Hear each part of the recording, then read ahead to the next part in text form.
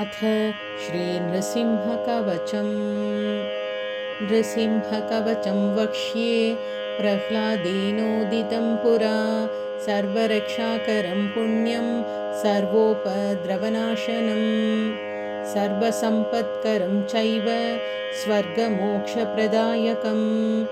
ध्यात्वा नृसिंहं देवेशं हेमसिंहासनस्थितम्। विवृतास्यं त्रिनयनं शरदिन्दुसमप्रभं लक्ष्म्यालिङ्गितवामाङ्गं विभूतिभिरुपाश्रितं। चतुर्भुजं कोमलाङ्गं स्वर्णकुण्डलशोभितं सरोजशोभितोरस्कं रत्नकेयूरमुद्रितं। तप्तकाञ्चनसङ्काशं पीतनिर्मलवाससम् इन्द्रादिसुरमौलिस्थस्फुरन्माणिक्यदीप्तिभिः। विराजितपदद्वन्द्वं शङ्खचक्रादिहेतिभिः गरुत्मता सविनयं स्तूयमानं मुदान्वितं। स्वहृत्कमलसंवासं कृत्वा तु कवचं पठेत् नृसिंहो मे शिरः पातु लोकरक्षात्मसम्भवः।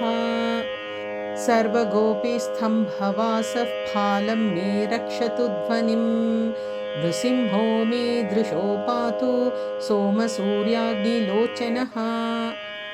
स्मृतिं मे पातु नृहरिर्मुनिवर्यस्तुतिप्रियः नासा मे सिंहनासस्तु मुखं लक्ष्मीमुखप्रियः। सर्वविद्याधिपः पातु नृसिंहो रसनां मम वक्त्रं पात्विन्दुवदनः सदा प्रह्लादवन्दितः। नृसिंहः पातु मे कण्ठं स्कन्धौ भूभरणान्तकृत् दिव्यास्त्रशोभितभुजो नृसिंहः पातु मे भुजौ।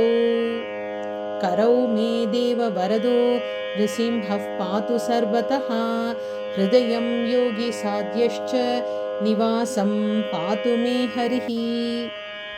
मध्यं पातु हिरण्याक्ष वक्षः कुक्षिविदारणः नाभिं मे पातु नृहरिस्वनाभिब्रह्मसंस्तुतः। ब्रह्माण्डकोटयः कट्यां यस्यासौ पातु मे कटिं गुह्यं मे पातु गुह्यानां मन्त्राणां गुह्यरूपधृक्। उरुमनोभवः पातु जानुनी नररूपधृक् जङ्घे पातु धराभार हर्ता योऽसौ नृकेसरी। सुरराज्यप्रदः पातु पादौ मे नृहरीश्वरः सहस्रशीर्षा पुरुषः पातु मे सर्वशस्तनुम्। महोघ्रः पूर्वतः पातु महावीराग्रजोऽग्नितः महाविष्णुर्दक्षिणे तु महाज्वालस्तु नैऋतौ। पश्चिमे पातु सर्वेषु दिशि मे सर्वतोमुखः नृसिंहः पातु वायव्यां सौम्याभूषणविग्रहः। ईशान्यां पातु भद्रो मे सर्वमङ्गलदायकः संसारभयदः पातु मृत्योर्मृत्योर्नृकेसरी।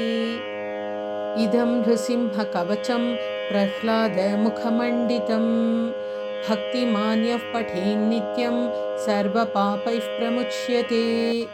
पुत्रवान् धनवान् लोके दीर्घायुरुपजायते यं यं कामयते कामं तं तं प्राप्नोत्यसंशयम्।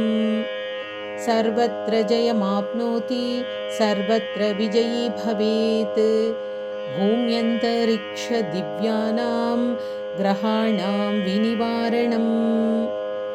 वृश्चिकोरगसम्भूत विशापहरणं परं ब्रह्मराक्षसयक्षाणां दूरोच्चारणकारणम्। भूर्जे वा तालपत्रे वा कवचं लिखितं शुभं करमूले धृतं येन सिद्ध्येयुः कर्मसिद्धयः। देवासुरमनुष्येषु स्वं स्वमेव जयं लभेत् एकसन्ध्यं त्रिसन्ध्यं वा यः पठे नियतो नरः। सर्वमङ्गलमाङ्गल्यं भुक्तिं मुक्तिं च विन्दति। 32 पठेच्छुद्धात्मनां नृणां। कवचस्यास्य मन्त्रस्य मन्त्रसिद्धिः प्रजायते।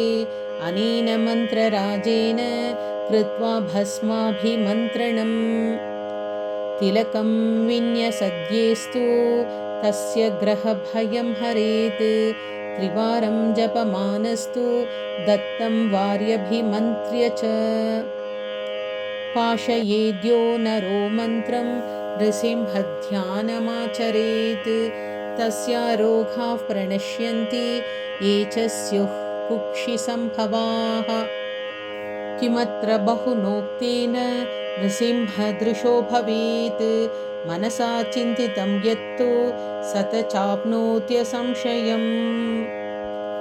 गर्जन्तं गर्जयन्तं निजभुजपटलं स्फोटयन्तं हठन्तं। रूप्यन्तं तापयन्तं दिवि भुवि दितिजं क्षेपयन्तं क्षिपन्तं। क्रन्दन्तं रोषयन्तं दिशि दिशि सततं संहरन्तं हरन्तं। वीक्षन्तं घूर्णयन्तं शरनिकरशतैर्दिव्यसिंहं नमामि। इति श्रीब्रह्माण्डपुराणे प्रह्लादोक्तं श्रीनृसिंहकवचं सम्पूर्णम्।